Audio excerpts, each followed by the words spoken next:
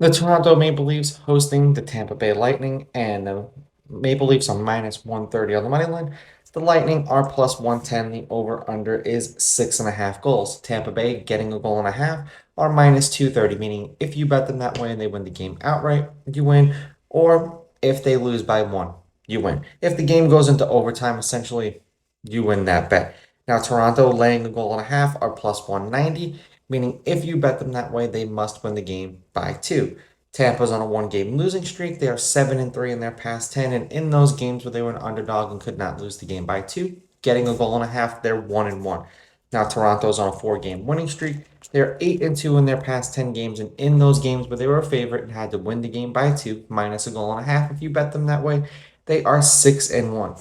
So head to head, the home team is on a two-game winning streak, although the road team is 6-4 in their past 10 games. These teams are 5-5 against each other. These teams have played a handful of times this year. Toronto won the last game 5-0.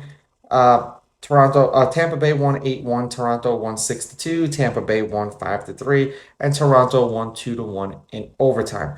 Now, I don't imagine that the Maple Leafs are not going to fall apart. I know everyone is just sitting there waiting for them to do the same thing that they did last year and the year before that.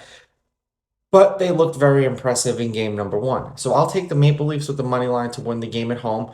Like I said yesterday, or the day before, I wouldn't be all that surprised if the Maple Leafs went up 2-0 and then went back to Tampa and just didn't win another game after that.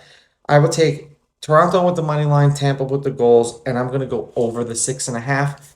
Let's see if I'm right. Let's see if I'm wrong.